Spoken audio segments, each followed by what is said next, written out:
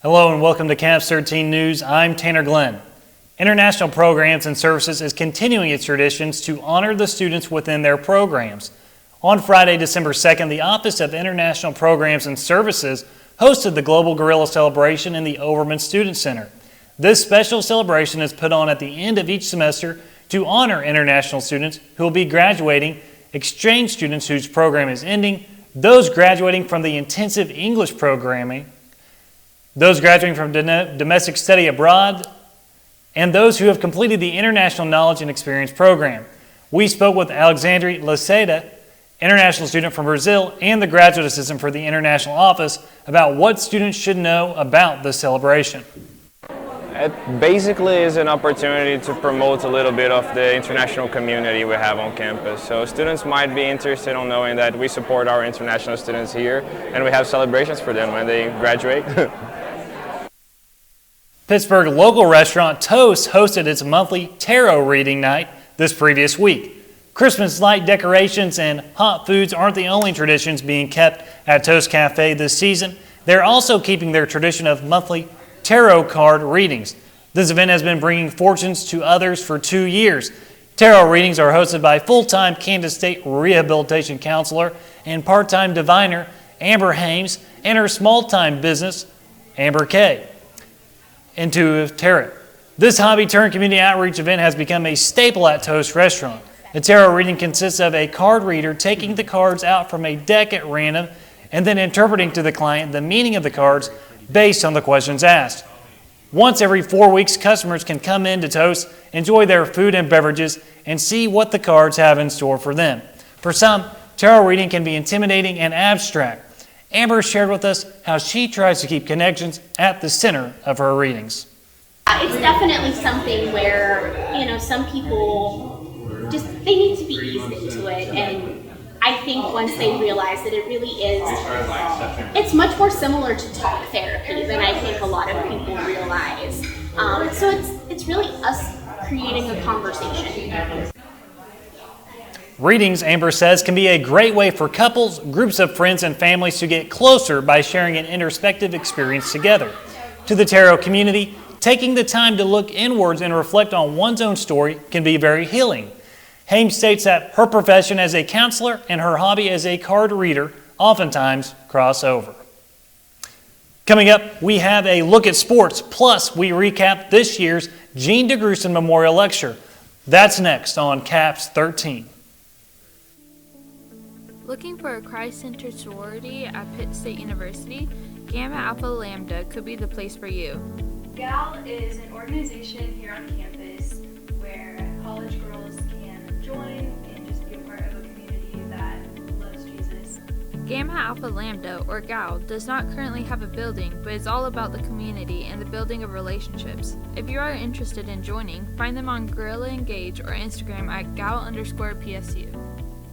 Hi, my name is Jorge Leon, and I'm the Learning and Outreach Librarian at Axe Library. In this library, we have 4 floors open to students with a variety of services and spaces, everything from first come, first served rooms to those that you can check out online.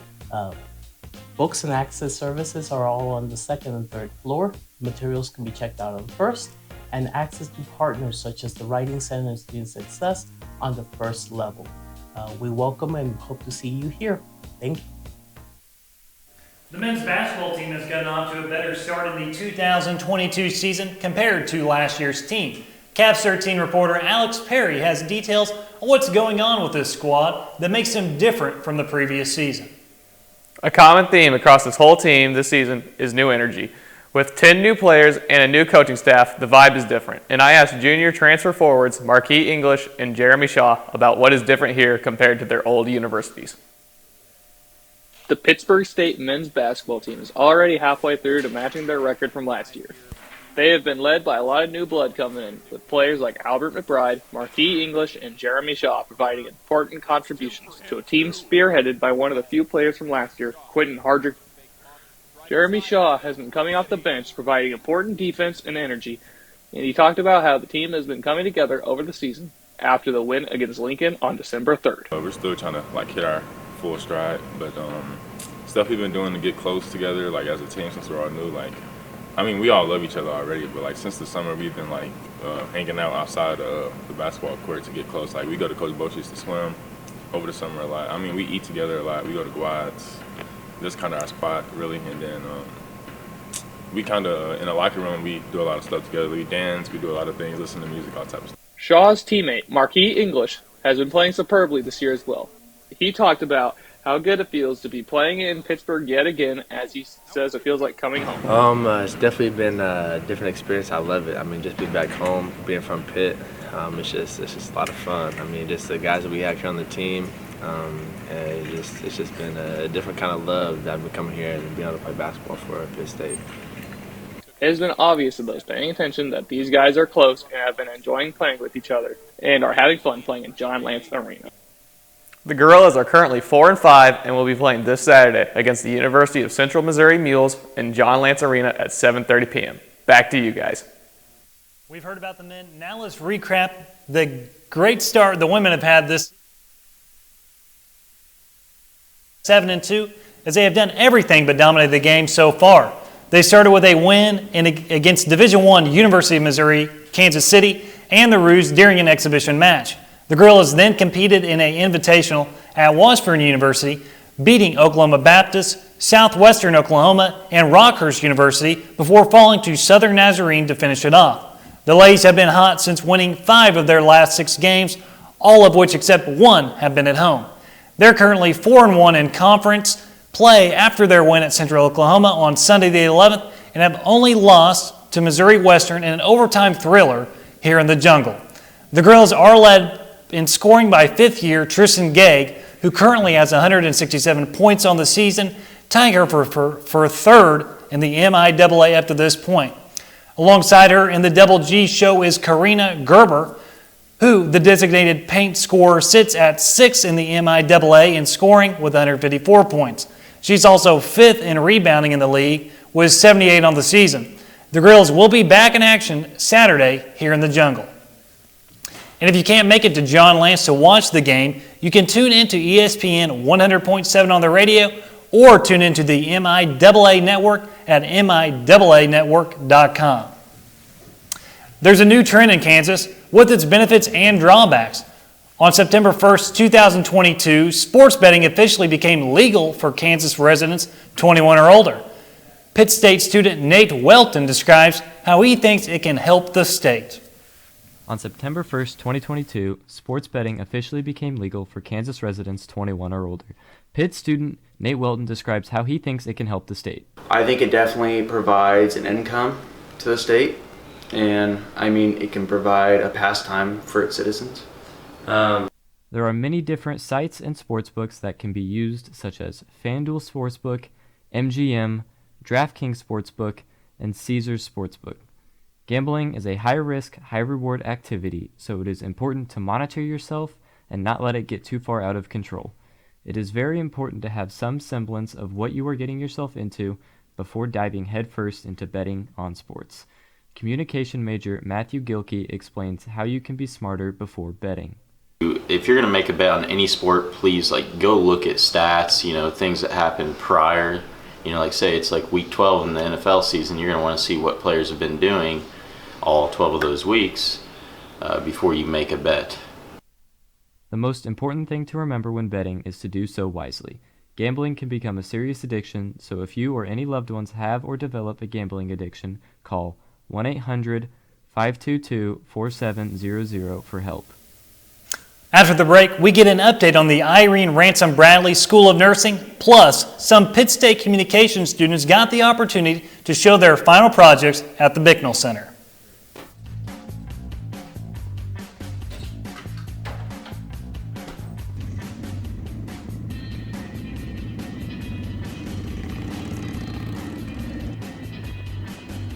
Out on the open road, wind in your hair, bugs in your teeth, and a car pulling out in front of you.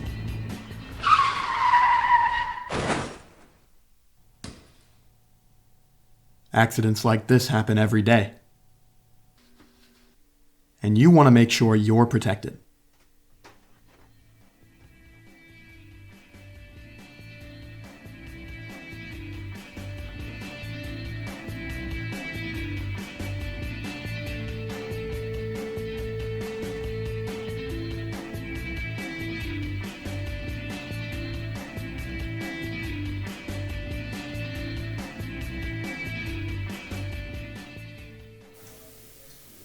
Pittsburg State University sorority Alpha Gamma Delta is doing its part to fight hunger.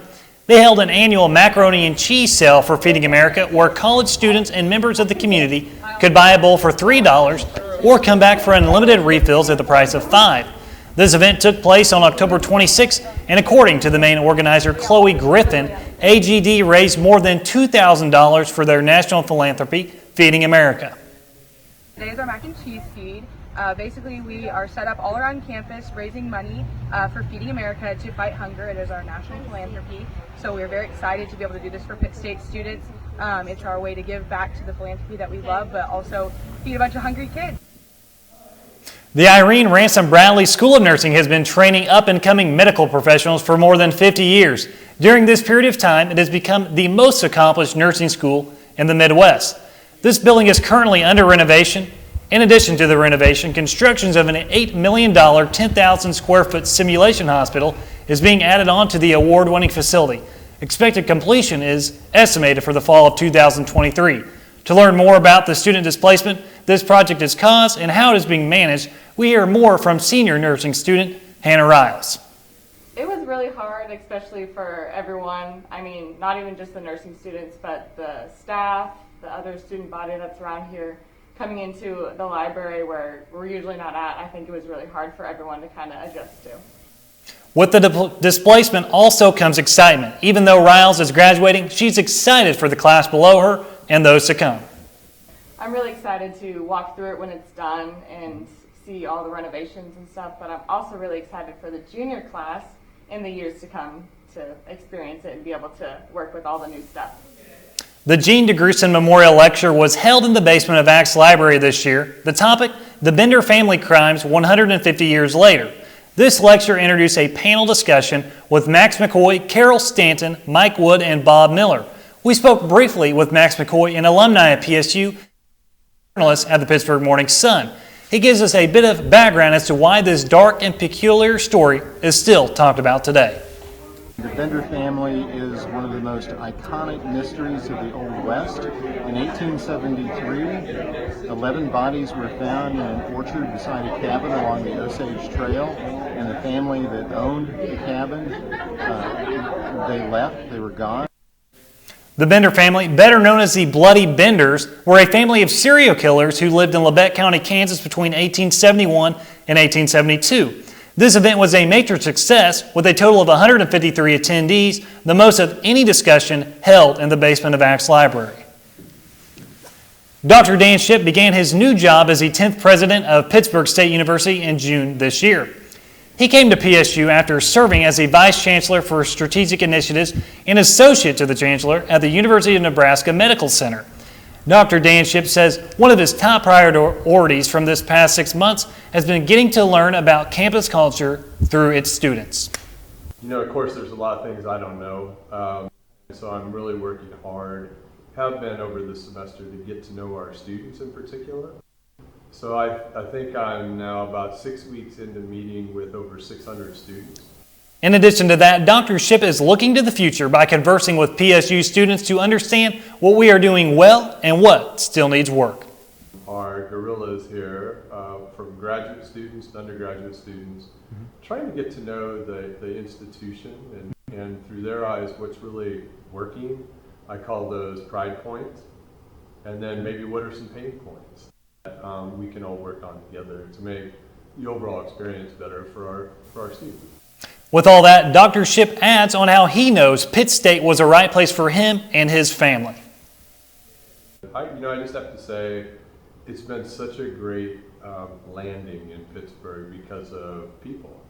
So there's not a day that doesn't go by whether there's students, faculty, staff, community members will come up to me and they'll say, do you have everything you need? Is there anything I can do to help you? That really makes you feel like this was the right decision. Pittsburg State University from 1906 to 2016 held a tradition where the senior class could make a donation to build or place something unique on campus. These gifts could range from benches to memorials, the bell tower, and most sacred and controversial of all, the split face. The Oval has been the central hub of activity at Pittsburg State University for quite some time and was last fully renovated in 1979. The most recent update was in 2004 when $40,000 worth of donations from the senior classes of 1997 to 99 were put to use to install new brick, benches, and granite for the split face. We learned more about this tradition, how it started, and what Summit Admission know about it. We got the split face in the oval back in 2004, and we're not really sure where the superstition originated, but there is this rumor that if you walk across the oval, one, you may not graduate, but the other one is if it's game day, we might lose the game. And so you'll see people out there on game days, they're like, please do not walk across this. They're kind of barricading it. It's funny, when it snows, they walk around it so much that there's just this circle in the middle of snow, and everyone has gone around it. And if you do happen to step on the split face, no worries. There's a way to reverse this curse. If you do happen to step on it, you have a 10-second window to run over to the yoga gorilla right next to the student center, either touch or kiss its abs or its little toe, and apparently that'll cancel it out.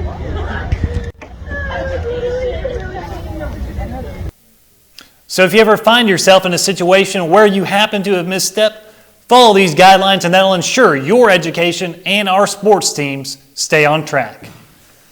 Pittsburg State Communication Department recently hosted a showcase for the students to present their documentaries. This event was hosted on December 7th and 8th. All students and staff were welcome to come and view the students' final projects. For a little more information on what exactly this means for the students, we go to Barth Cox, a professor at Pittsburg State University. I think the students learned a lot about the process of making a documentary, first thing. I think they learned a lot about themselves and their limitations, and they learned a lot about storytelling and how to tell a story with this kind of jigsaw puzzle. If you would like to view these students' documentaries, they are available for viewing on pittstate.tv. Thanks for tuning in to Caps 13. I'm Tanner Glenn.